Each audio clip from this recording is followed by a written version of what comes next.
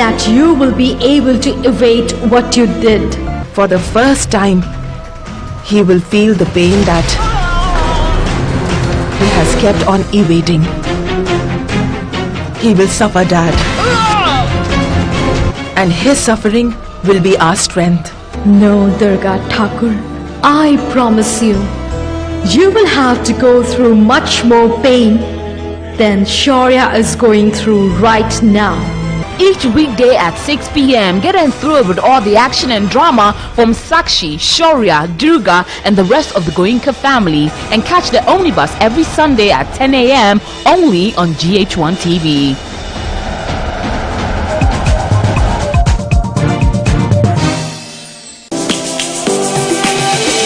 Lions roaring in the morning sun, searching for a longer day.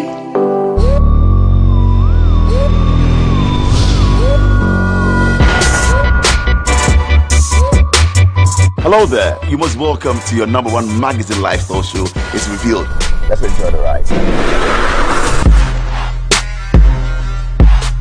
Adebayo, beautiful place. I love it. That's the CEO of Champion Group of Companies.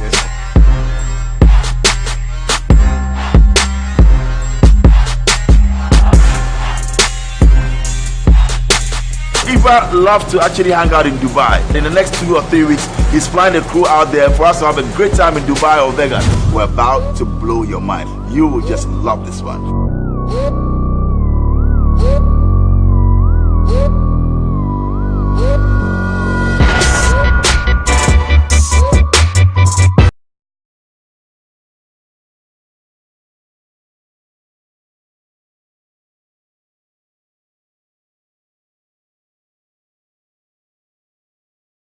This looks amazing. You know, as a man and youth making it out today, you need to have a G-Wagon. So if you're a youth out there and you're making it and you don't have a G-Wagon, remember,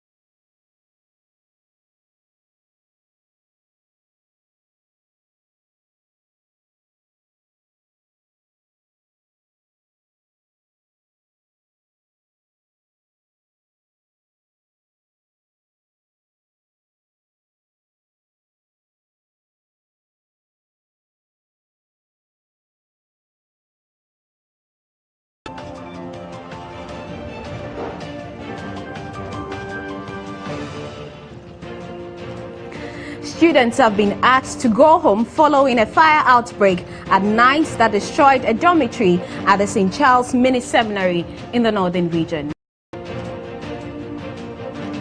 After 60 years of independence, majority of Ghanaians still rely on unsafe water for drinking. We'll bring you the story in Wungu as we mark World Water Day.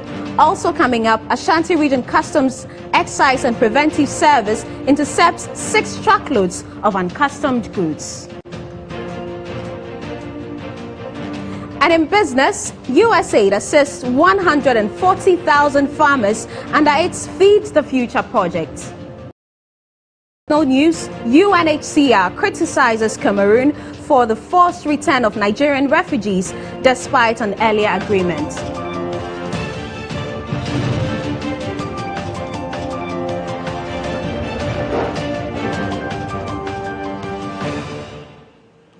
Hello everyone, you're welcome to the program. My name is Abena, Owusu, Nyamekye. There's a long-standing water crisis in the village near the hometown of Ghana's Vice President, Dr. Mahmoud Bawumia, compelling residents to trek to far and often dangerous places in search of water.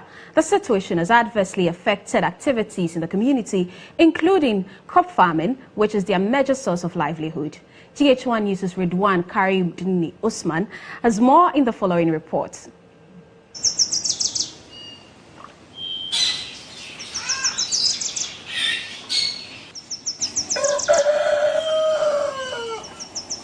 Another dawn, another day, another sunrise in the Mampusi West district of the northern region. Thirst is as natural as it comes, and when one is thirsty, the natural instinct is for one to quench it. For many parts of the world, the question where and how might not necessarily arise. But here at Wungu, a farming community in the West Mampusi district of the northern region, the question where and how are predicaments that residents would have to deal with on a daily basis. For over decades, residents of Wungu wake up and end every day in search of water. The precious commodity is so scarce here to the extent that looking for it is a full-time job. The walk is painstaking, the heat unforgiving, and the search very lonely.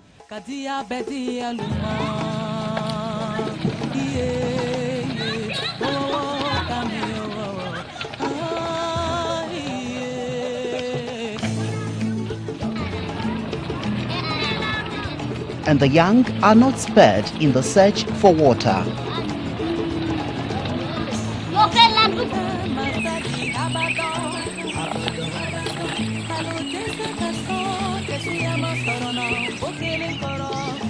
Finally, our search took us deep into the heart of Wungu to this pool of water, where the precious commodity is heavily sourced by locals.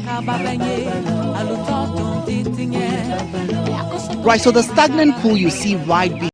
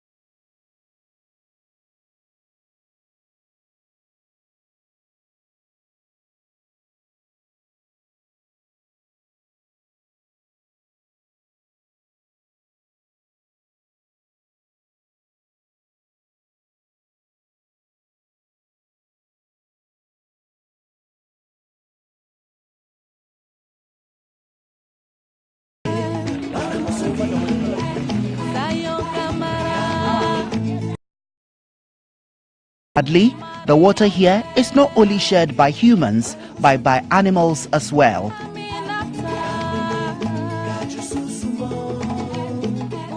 Cow dung. So there's nothing we can do. We have to use it like that. When you have something that is not good, you have to manage it like that, even though it is not good. So when you claim that it is not good and refuse to fetch it, where will you get the clean water? So we know that it is not good, but that is what we have. So we have nothing to do apart from to depend on that. Many residents have now resigned themselves to the fact that access to potable water may forever remain a pipe dream, but they have hope. A son of the soil has been sworn in as the Vice President of Ghana, and they are optimistic that in no time they would be beneficiaries of government's One Village, One Dam policy. But until that day, Wungu still remains thirsty. GHOne Karim Usman, GHOne News, Wungu, Northern Region.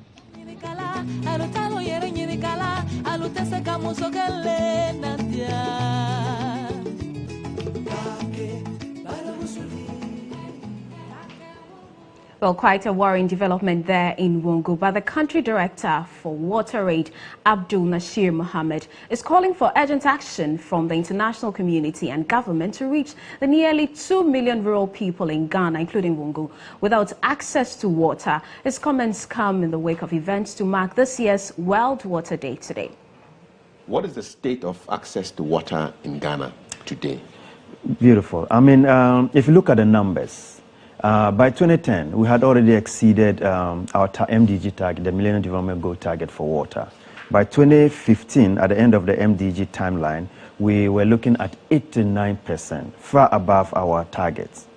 But if you look within those numbers, the situation is serious. One, we have rural-urban differences. Urban areas, you have higher coverage. Rural areas, you have lower coverage.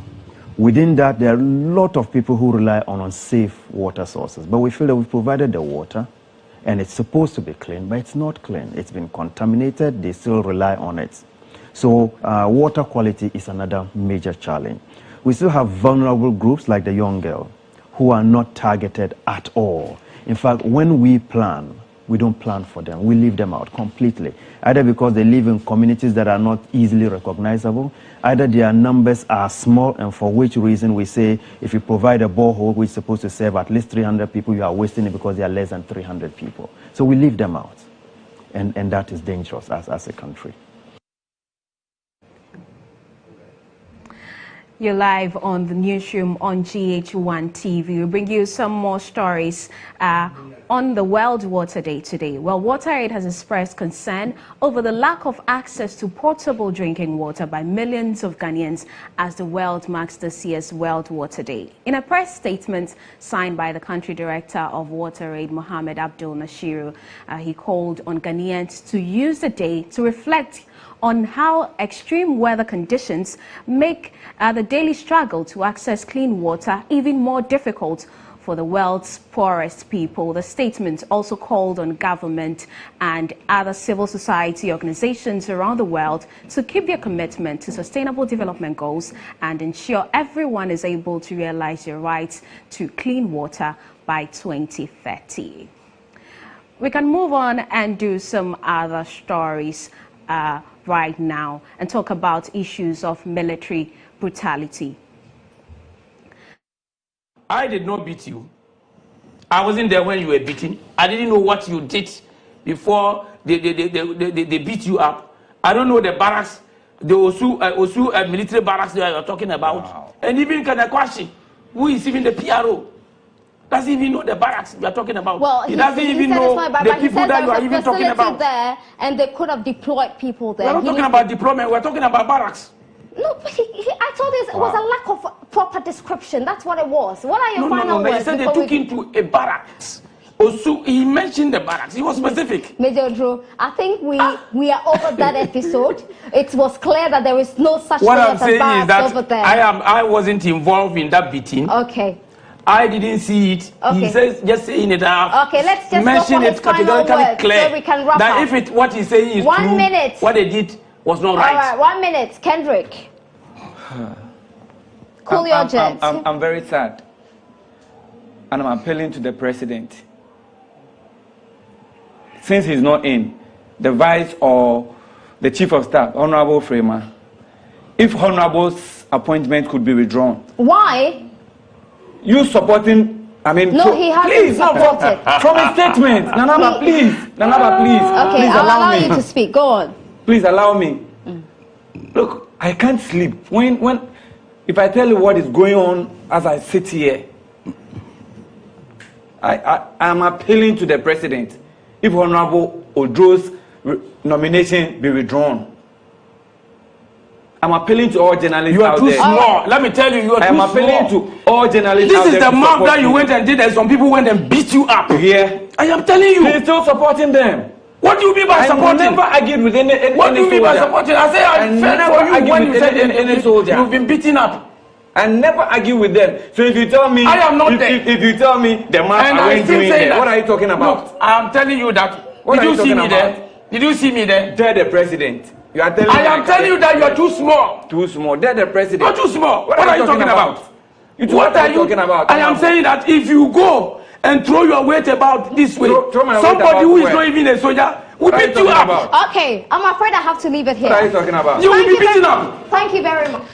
I think some of the comments those were excerpts of yesterday's State of Affairs when the journalist who was allegedly assaulted by some military men on the March 6th Independence Day celebration. He appeared on the show Kendrick Ofeanta together with the Minister Designate, the Deputy Minister Designate for Defense, that is Major Derek Ojuro. Meanwhile, a senior governance expert, Professor Bafo Ajimenjia, has described as unfortunate comments made by the Deputy Defense Minister Designate, Major Derek Ojuro. I think some of the comments were really unfortunate to have come from him as a former officer and, more importantly, as a current Deputy Minister of Defense. It seems to me he did not show much sympathy to the plight of that young man who was brutalized. And also, when the young man said that, well, it was behind the Independence Square barracks, he himself knows that there's no barracks there, but he knows that there's a military post for security reasons. So to pick on this poor guy's misrepresentation or lack of knowledge of what really is at the place and say that therefore he could be lying, that was very unfortunate. In fact, he should have rather corrected the young man that we don't have barracks there, but maybe it's a military post, which is the case, you know. So I think his whole attitude towards this particular case was to kind of dismiss something that has been real. The guy appeared in a neck brace, and you could see that he was traumatized by the whole experience. Pictures of his back showing lashes and slaps and all.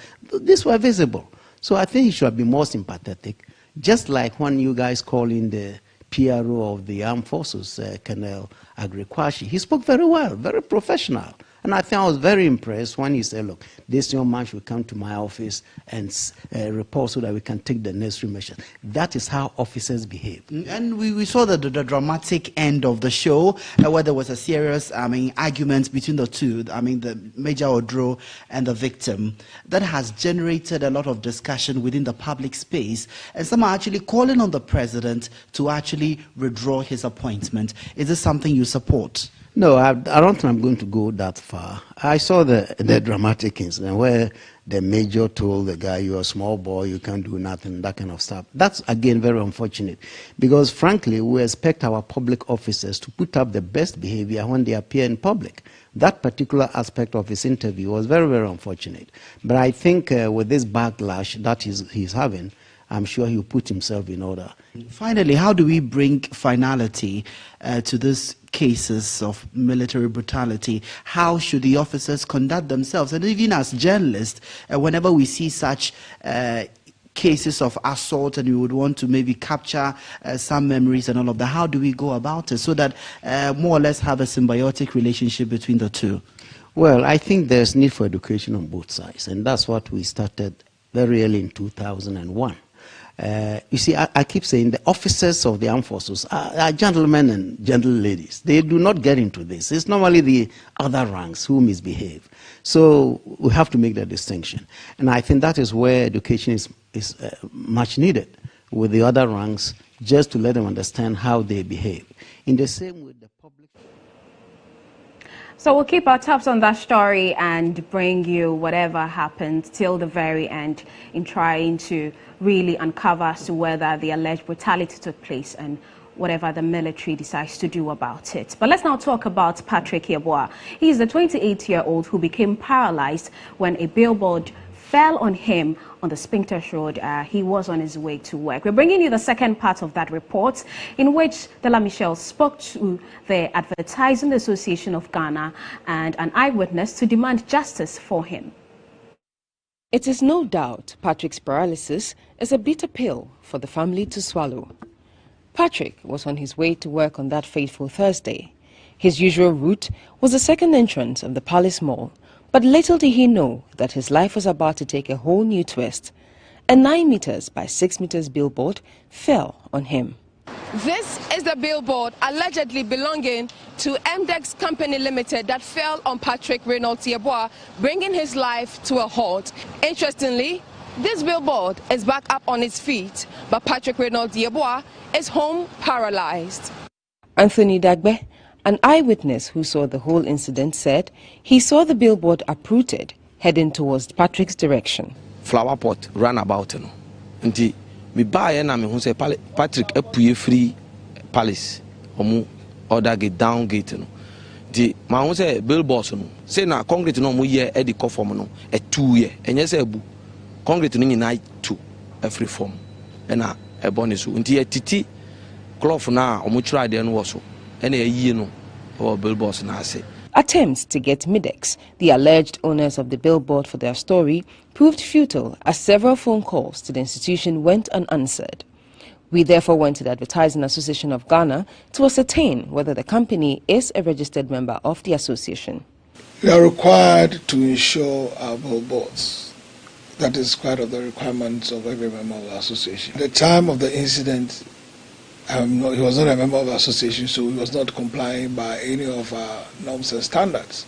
Seriously, from the issue at stake, if the board had insurance cover, that means that a third-party liability or something would have to come in, and the insurance company would have to be responsible for paying compensation to the victim. Francis Dazi also added that the association will take up the case and allow justice to be served.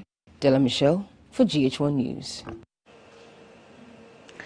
Let's now take you to the Ashanti region, where about 300 school pupils have been displaced at Patasi Kokobeng MA Primary School after a rainstorm collapsed their 40-year-old dilapidated school structure. The development has forced teachers to conduct teaching and learning activities under trees, exposing the pupils to direct sunshine.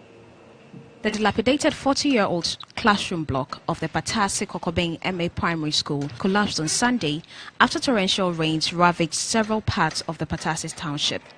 A visit by GHOne News to the community saw teachers teaching school pupils under trees without a blackboard, a situation they described as unfortunate.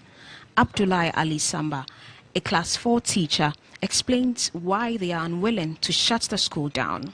We have to manage and just teach them what they have to learn, because they are our future, and we can't sit in the house and just leave them like that. So that a lot of them are farmers here, so that when we sit in the house and just leave them, that they will take their horse to the farm, which is not good for the nation and the children as well. So we have to manage and just find a way out to help the children out. Some of the pupils spoke about the challenges they encounter having to learn under trees. Some school down my na show to school down show ta show the boy this is coffee. I say school down no so ta na enkwankwan ke kabo society school down kola na enkwatere haye e wo enkwankwan no sinti se enso to kola this obo pon ye ma coffee. Authorities are therefore appealing to government and other corporate institutions to assist the school with a new classroom block.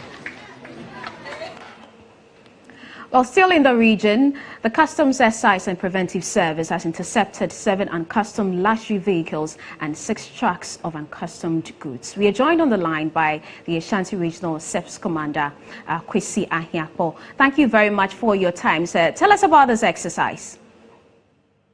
Thank you very, very much, my sister. For starters, I want to just correct an impression. SEPS, wow. We are now the Customs Division of the Ghana Revenue Authority. Yes, to the question, what happened is that we conducted an exercise and it's ongoing. We're looking for about 43 vehicles, and that being so good, over the weekend, we raked in about 7 of them. We went through the normal drill. The check reveals that these vehicles are all uncustomed. So that is where you see the pictures of those 7 vehicles. We are waiting. 2 people have put in an application and have proven beyond out to them that they did not pay duty and other taxes on the vehicles. They have applied, so we have examined the vehicles, I'll process them, and forward their particulars to the headquarters valuation seat. They'll deliver the home delivery value. I'll work out the duties and penalties for them. They pay, they take their vehicles away. They don't pay after 30 days. I convert the detention into seizure, and it means that they will be auctioned. And you mentioned that these vehicles are uncustomed. What exactly do you mean by that? It means no duty and other taxes and levies have been paid on them. They found themselves into the system. Unfortunately, a couple have registration numbers on them, so it means that the fictitious registration. So uncustomed simply means that you have not paid your duty and other taxes. And what happens to the owners of these vehicles? Well, when they come forward, I process them like I tell you. I am more interested in revenue, and there are penalties to mark the offense. So once I work the duties and other taxes for you and impose that pecuniary penalty, the offense, I think that once you satisfy those two conditions, your vehicle is restored to you. Is that to say that we do not know the owners yet? Yeah. Two have shown up, but I will not disclose their identity. They have rights.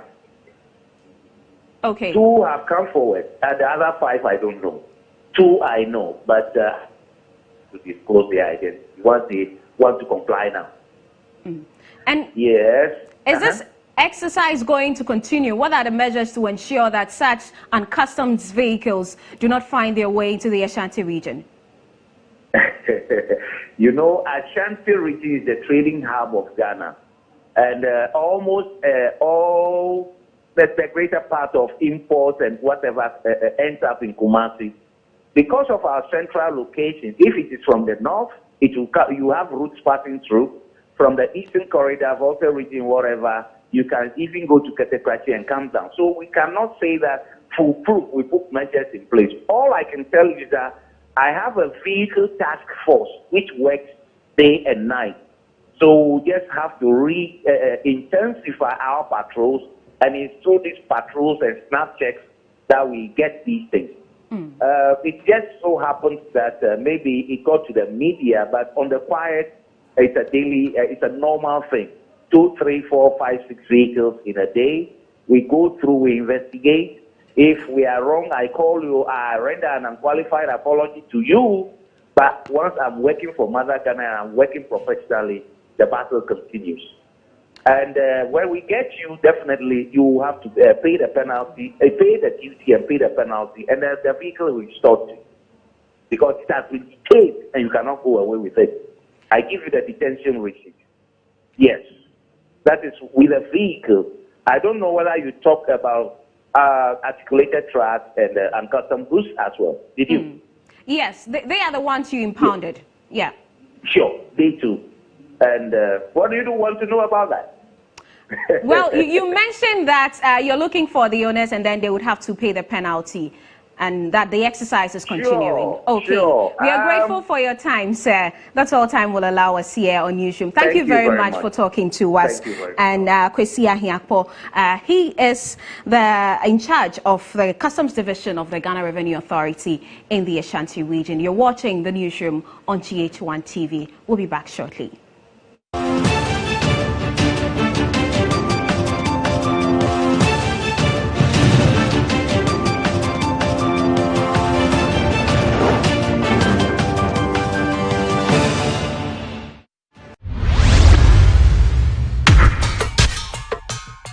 You can see that I sit quietly listening to Fatimatu Abubakar. And what she's describing to me is what I want every single young girl, regardless of her religious background, to know and to see.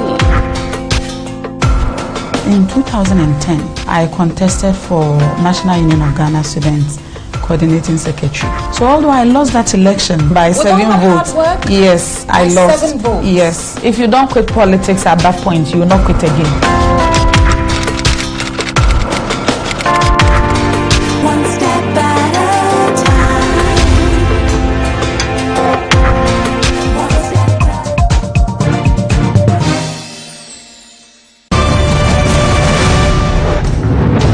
Two guests, one host.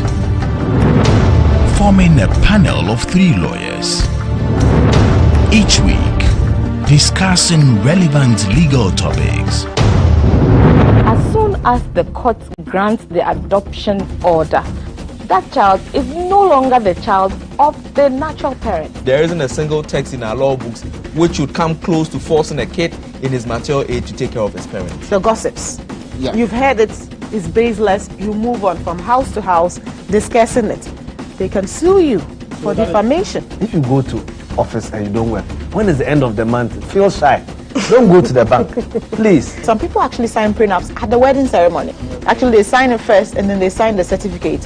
What is this?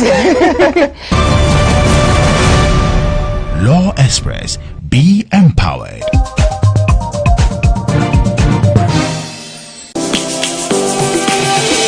Lions roaring in the morning sun, searching for a longer day. People feeling like the light has just come. We must never stop the way. Birds jumping and I hear my name, grasping into life. Life is happy but it's so insane. We must merely make a start. Savannah, I'm coming home. Savannah, we'll never be alone. Savannah, the beauty of the world. Savannah, let's all take a roll.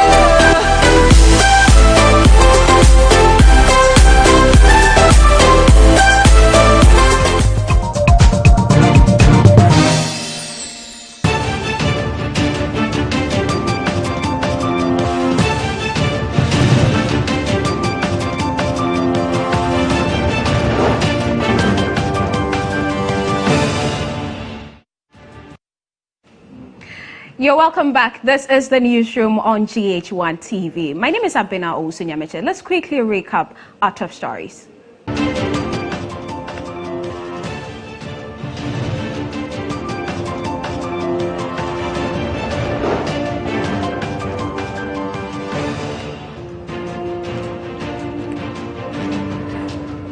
Students have been asked to go home following a fire outbreak last night that destroyed a dormitory at the St. Charles Mini Seminary. We brought you the story in Wungu, where majority still rely on unsafe water for drinking.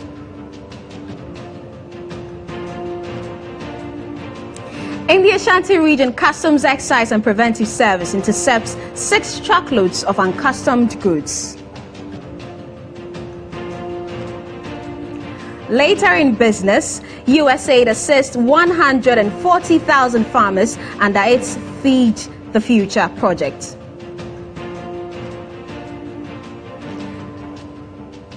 And we'll bring you some sports, where Hatterville confirms search for new managing director.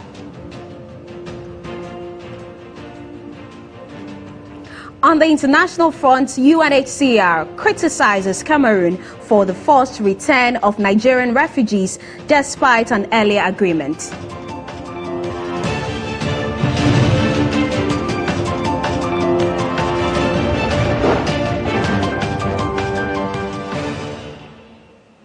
It was a period of unique display of rich cultural heritage as the chiefs and people of Sisala traditional area celebrated their annual Parigbeli festival over the weekend. Our correspondent Musa Lancer joined them and has filed this report.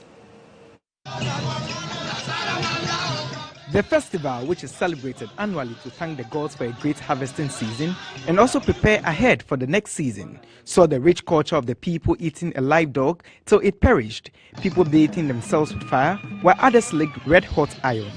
Speaking at the Grand Deba, we drew a huge crowd to the Tumu Township.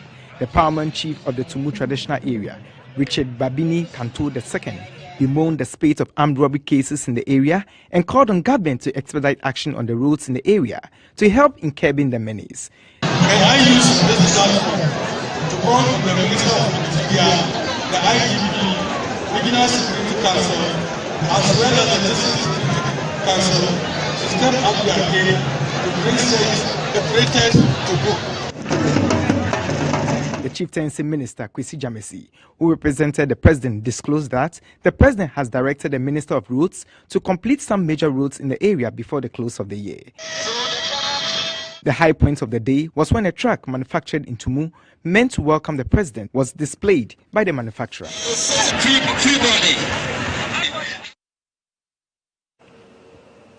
We're staying up north and bringing you details of one of our top stories. Fire gutted the St. Charles Seminary School last night and destroyed a dormitory. Our regional correspondent in the northern region reports that panicked parents have trooped to the school to assess the extent of damage. He joins us on the phone now. Ilyasu, good to have you.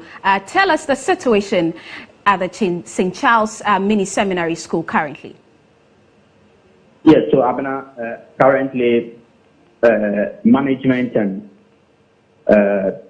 students have just finished a meeting, and the outcome of the meeting is that Form 1 and 2 students are staying away from campus. They are asked to go home and spend at least a week at home and prepare and come back, because yesterday the fire raced through their dormitory, caused damage to all their belongings. In fact, they were not able to salvage even a pin from that particular incident. So because that the authorities met with the regional directorate and decided that the Form 1 and 2 students should stay at home or should go back home and prepare and come back within a 1 week period. Now, the Form 3 students, we are told, have started their WASI exam, and so because of that, authorities have said those affected are also expected to leave campus today,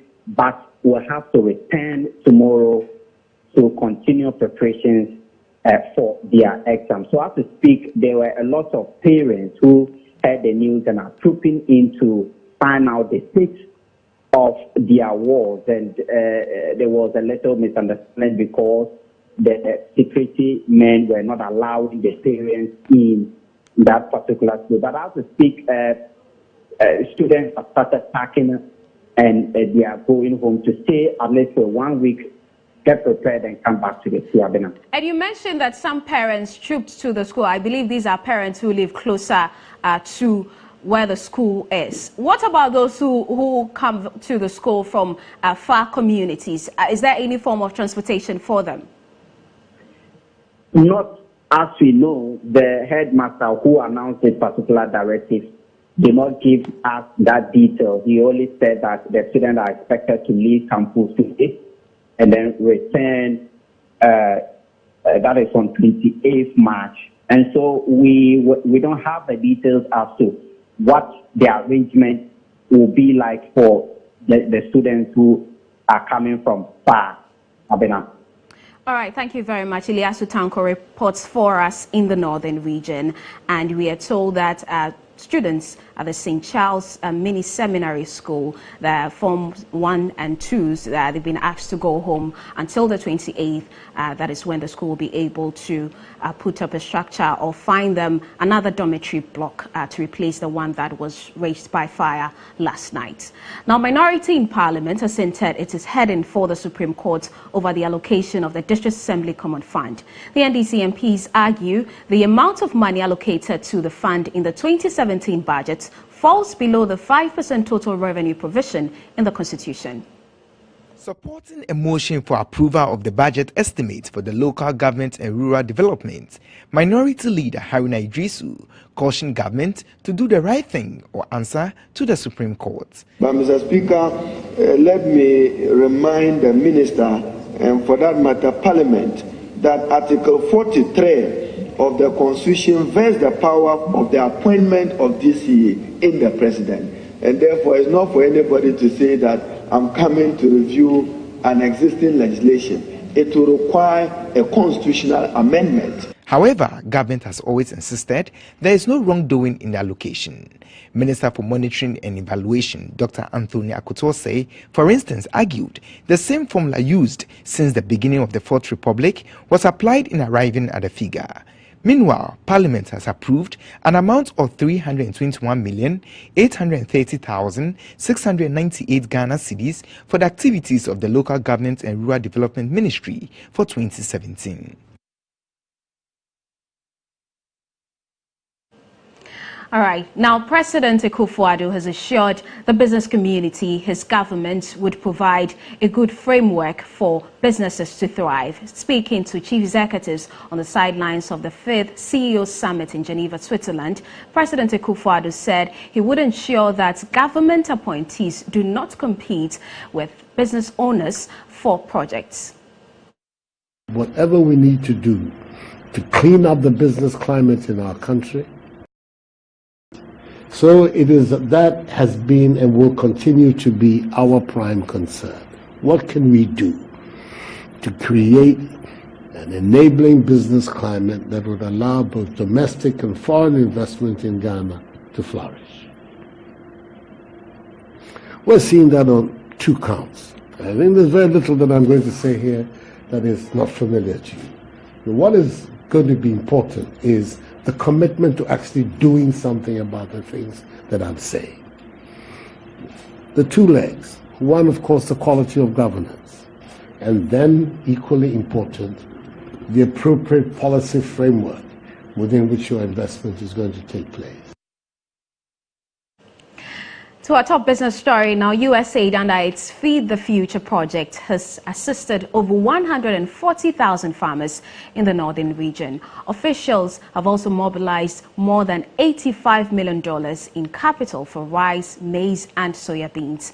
USAID Ghana Mission Director Andrew Karras also indicated that the organization is focusing on efforts at improving access to quality seeds for smallholder farmers.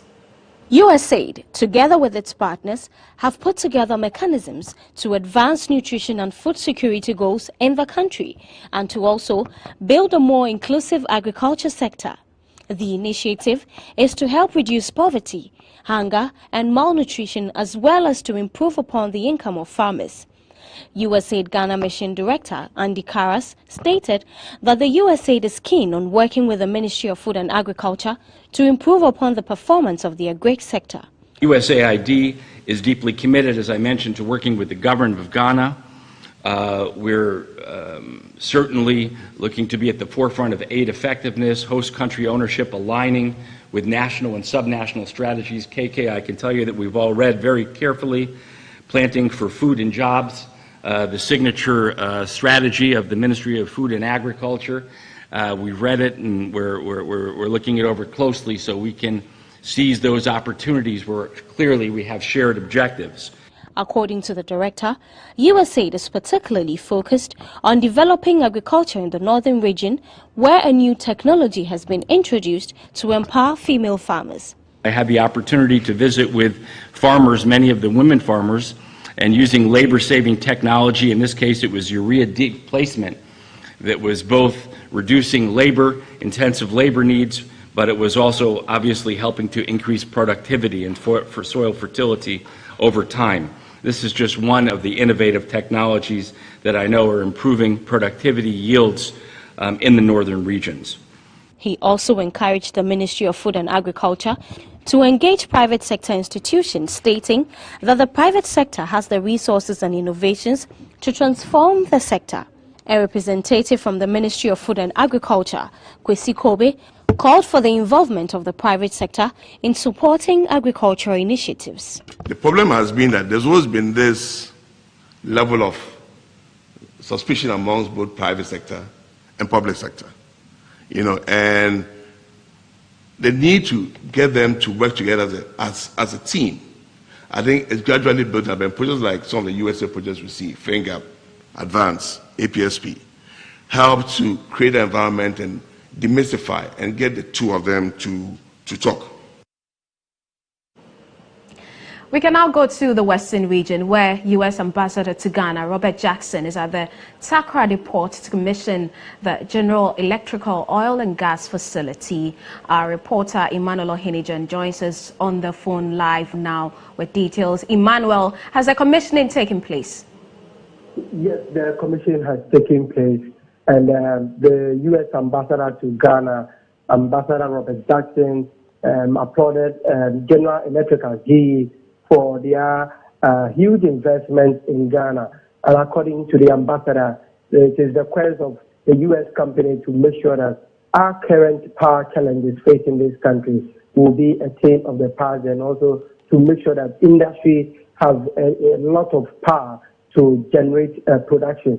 And so U.S. Ambassador Robert Jackson has been addressing the audience here. The Deputy Minister for Energy Designate, Honorable Joseph Kujo, has also been telling the crowd here that government is also very poised much to partner private companies to make sure that they boost the capacity of local companies and MCs to make sure that they will be able to also take up the energy sector when the foreign partners are no longer around.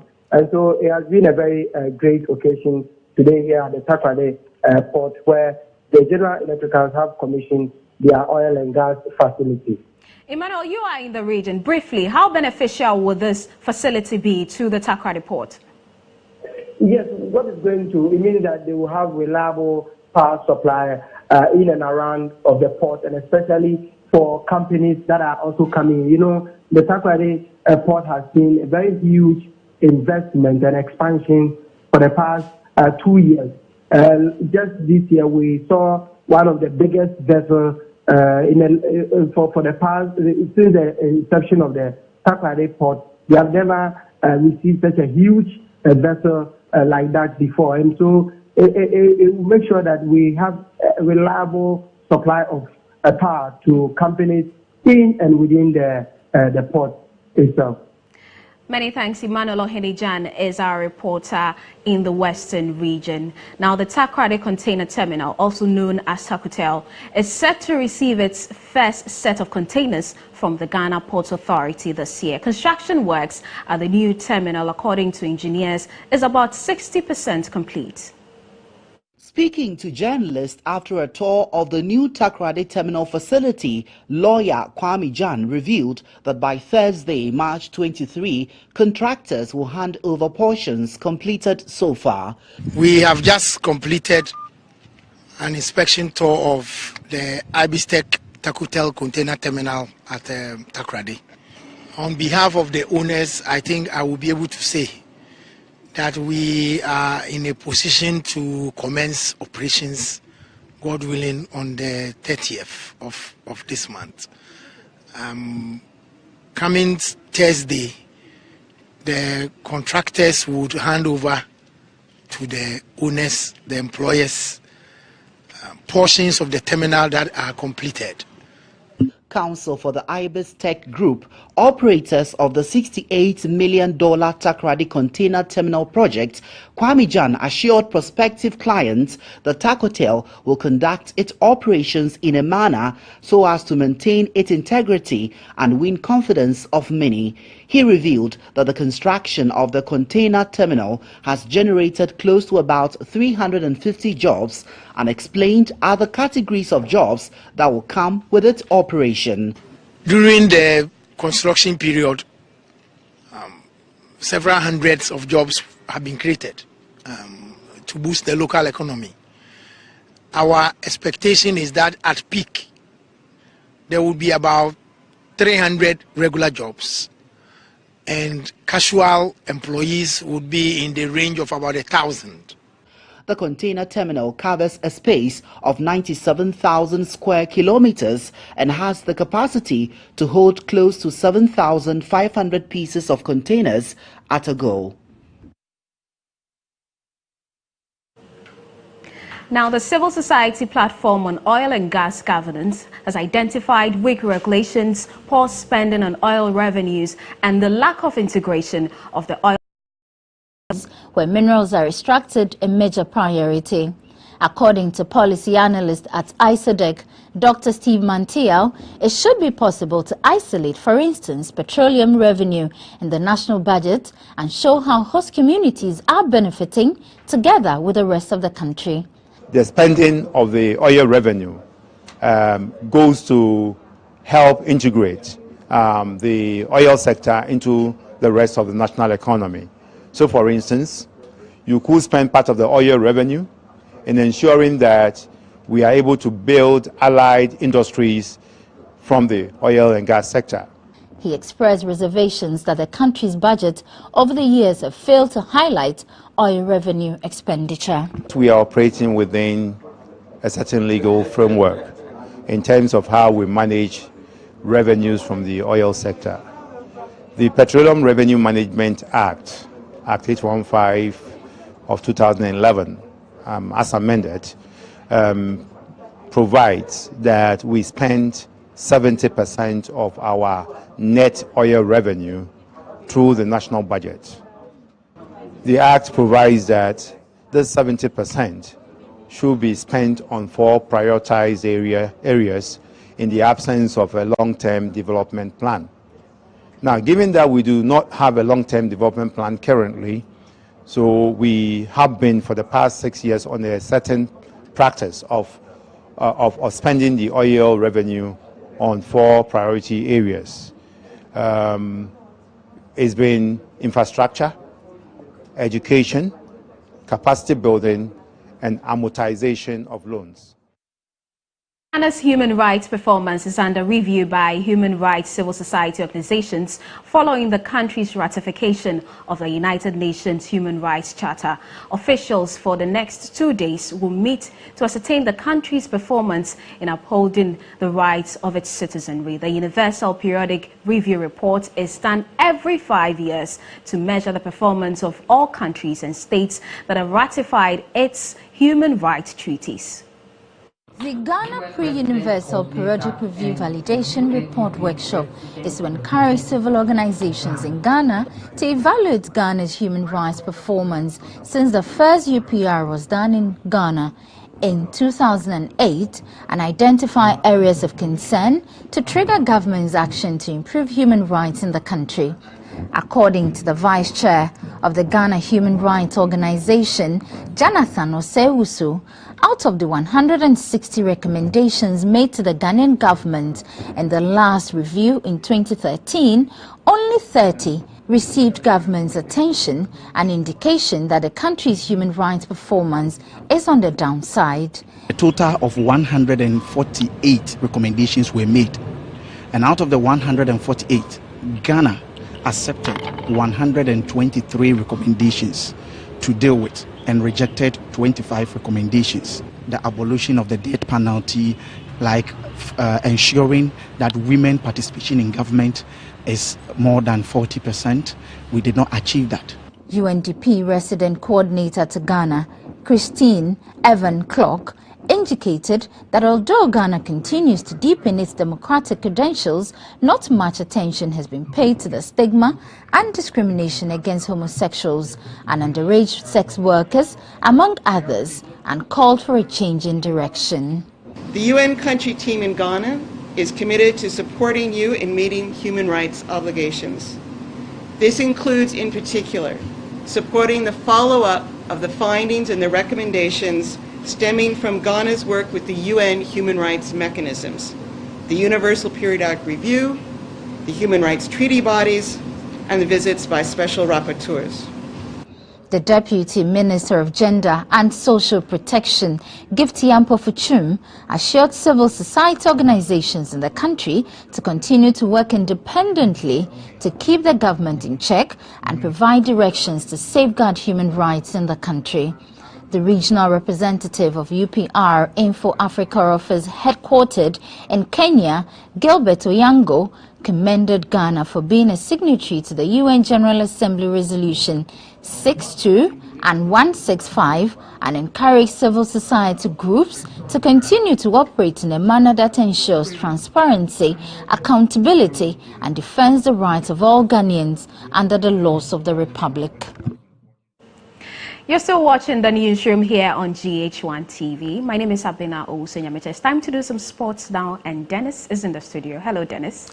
Hi, Abena. Good to see you. I've got latest stories from the world of sports, spanning from the local front to international happenings, and we'll be starting off with club football news in Ghana, because Hearts of Oak spokesperson Kwame Opariado has confirmed to GHOne Sports that the Phobian club is in search of a new managing director to replace Member of Parliament for the Ladadiko Tupon constituency, Vincent Odote alias Obama, who is yet to submit his resignation letter to the Rainbow Club. The Board of Hearts will meet tomorrow to take a decision on the suitable candidate for that job.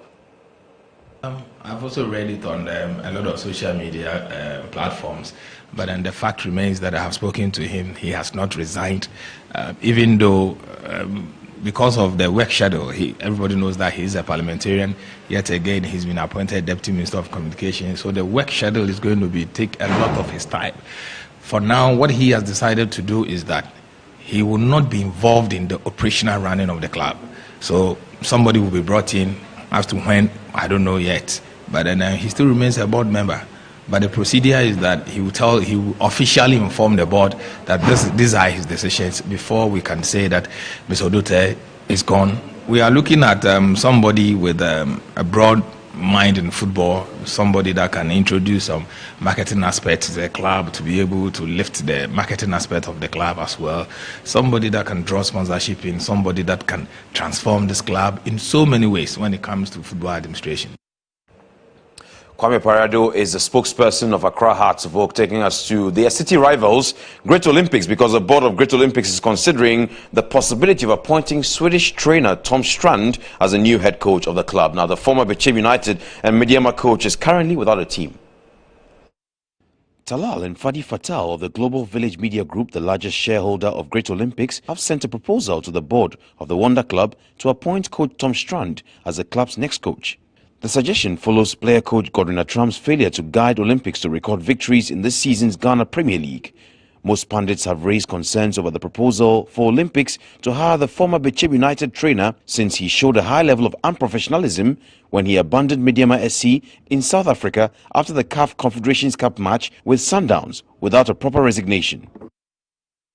So will the former Bechib United and Mediama SC coach Tom Strand become the next coach of Great Olympics? Time will tell. We'll keep you updated on that particular story. Let's talk boxing now, because Frank Warren, the promoter for WBO World Middleweight Champion Billy Joe Saunders, has revealed plans of finalizing a deal for his undefeated or unbeaten boxer to face the undefeated IBF, IBO, WBA and WBC World Champion Gennady Golovkin.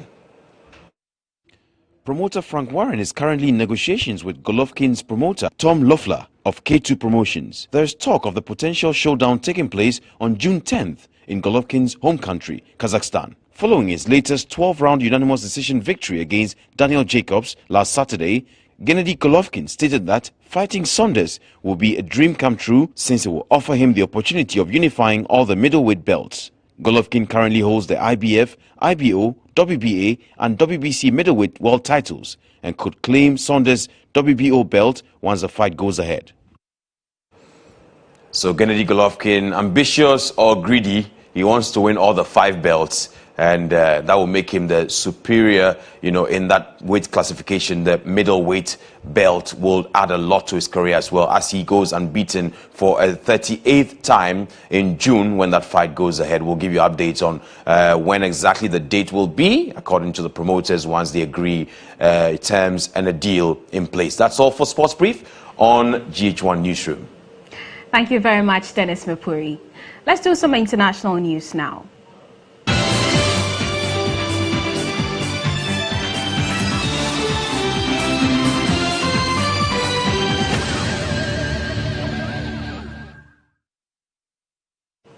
The UN Refugee Agency has criticized Cameroon for the forced return of hundreds of refugees to northeast Nigeria after they have fled from the Islamist Boko Haram insurgency.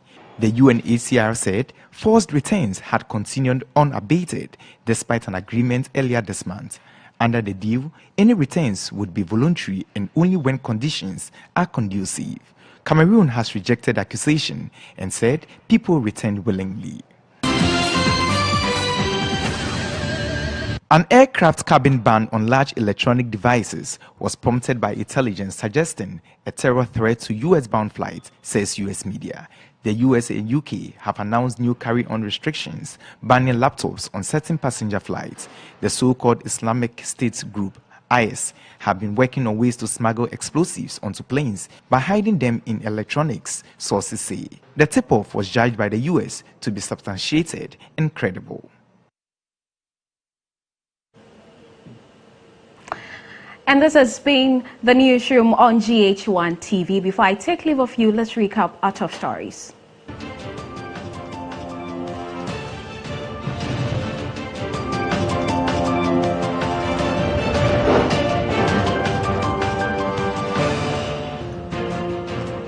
Students have been asked to go home following a fire outbreak last night that destroyed a dormitory at the St. Charles Mini Seminary in the northern region. We brought you the story of how people are still relying on unsafe drinking water in Wungu as we mark World Water Day.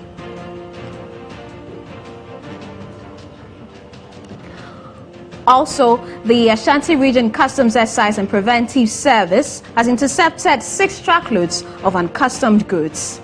And in business, USAID assists 140,000 farmers under its Feed the Future project.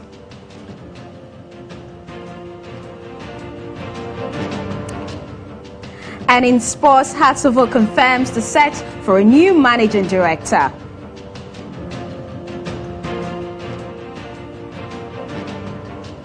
And on the foreign front, UNHCR criticizes Cameroon for the forced return of Nigerian refugees despite an earlier agreement.